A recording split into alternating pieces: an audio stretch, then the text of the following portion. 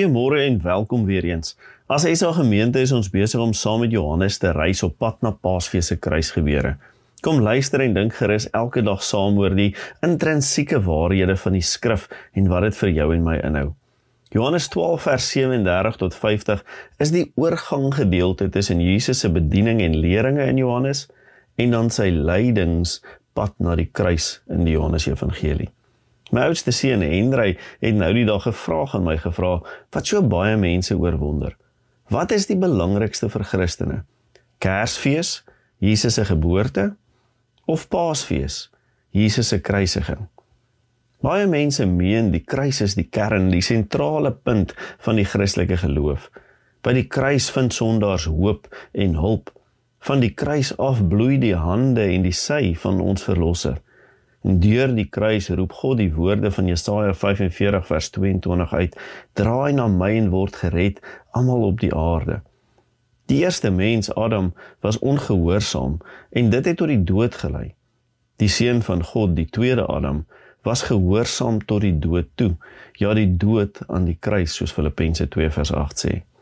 By die kruis is God verheerlik, sonde is oorwin, Satan is verslaan en die dood vernietig.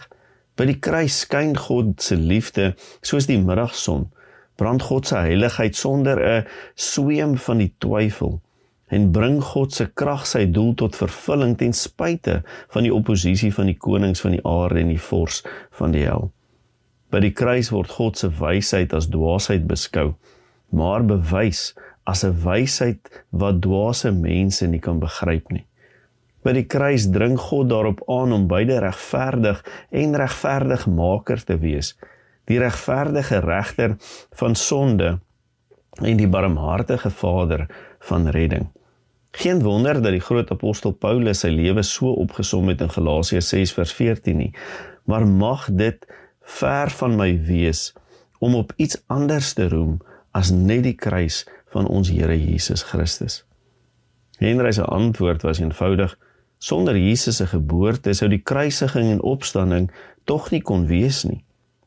Johannes som sy hele evangelie en werk so op, maar hierdie dinge is geskrywe sodat julle kan glo dat Jesus die Christus is, die Seun van God, en sodat julle deur te glo die lewe kan hê in sy naam. Johannes 20 vers 31. Die waarheid is, beide gebeure speel 'n kritiese rol in God se plan vir sy kinders. Mag ons nooit die kruis of die krib miskyk of onderskat nie.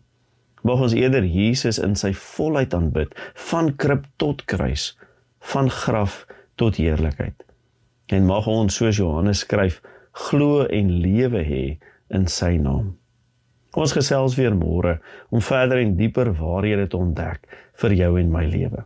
Tot dan, groetnis van huis tot huis in die netwerk waar God jou dan ook gebruik.